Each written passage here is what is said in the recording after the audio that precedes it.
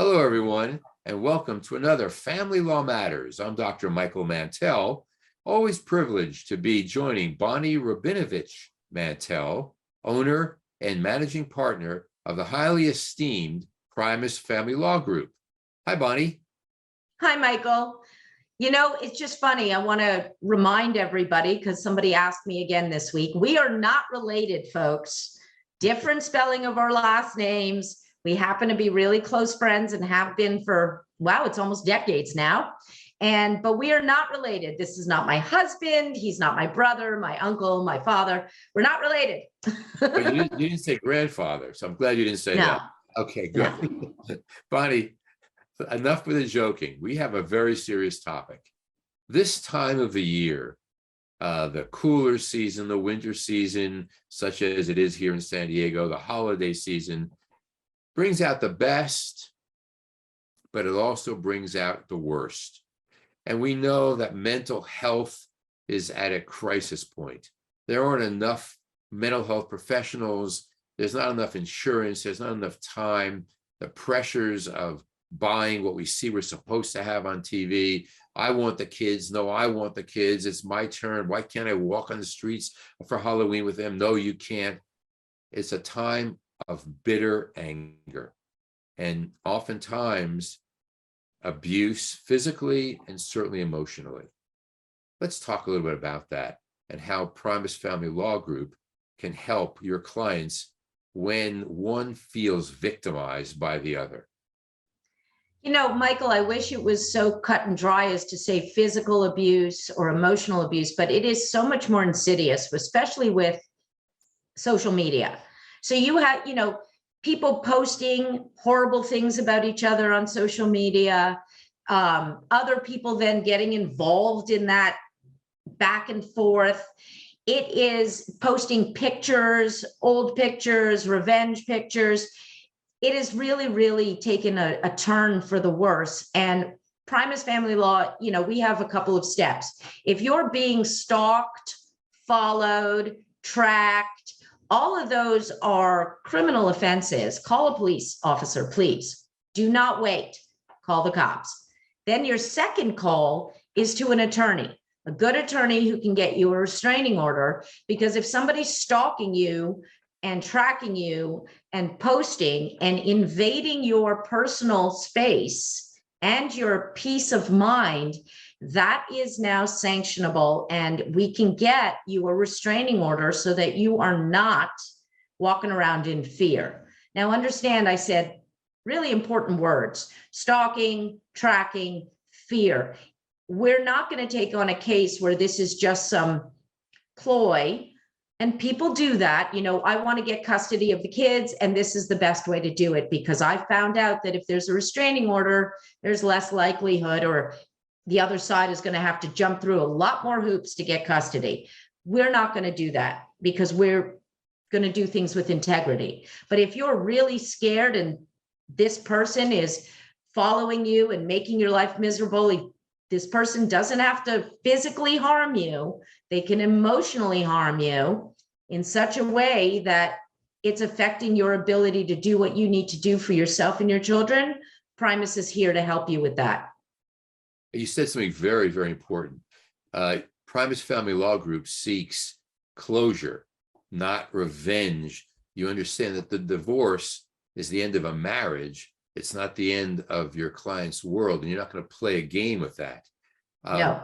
People are triggered. They are interested in who is she seeing over the holiday? Who is he dating? And they do track. Social media is a big one. Are there any particular steps that you can that you have legally if you believe that someone is in social media, particularly stalking or in some way interfering with your life? You call the police for that as well? Yes, because stalking is an actual crime. Harassment is an actual crime. Obviously, it helps our purposes. If you take screenshots, you have the evidence, the actual documentary evidence, instead of, she was mean to me, that's not going to work. But if you have the evidence showing what is being done, judicial officer in the family court and a DA in the criminal court is more likely to listen to your story. Many of your clients don't have children, certainly. Those that do need to take a step back and ask themselves, what is my erupting in anger doing to help my child? Someone asked me recently, what can parents do to help children not become swallowed by social media? And I said, well, I have an idea. How about if the parents put their cell phones down first? Similarly, if you want your kids to not be angry, not to be fighting all the time, not to be shouting and cursing, look in the mirror. And this time of the year is the real challenge. So when you have clients that have kids and one says, well, why can't I walk the streets of Halloween trick-or-treating with the other? And it's not their time. What do you do? Well, you have to explain to them that it's not their time. There are some cases where the parents are amicable and they can do that. But unfortunately, that's the exception, not the rule, as much as we would like. And you have to give the other parent the space. It washes out. You're not going to get Halloween, but you'll get Thanksgiving. You won't get Thanksgiving, but you'll get Christmas.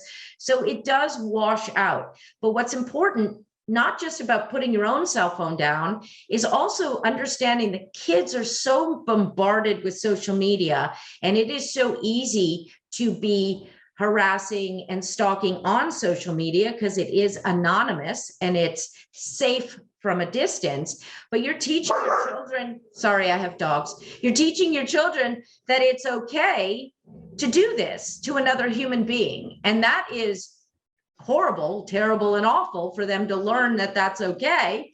And also, you don't want them to think it's okay to be the victim of that. Bonnie, I must tell you, the dog barked at the exact moment that I was just thinking of a question that came. And that this is amazing. I mean, we see these links that many people don't see, but honest to goodness, it was exactly when Munson barked. Here's what the question is. My child wants to take my dog, his dog, and so forth, with him when he goes to daddy's house. But I want my dog with me, but he wants the dog with him. And it's not part of any court order. What do you do? I guess it depends if daddy's house has room for the dog. So let's pretend that both homes have the room and both parents are capable of taking care of the dog.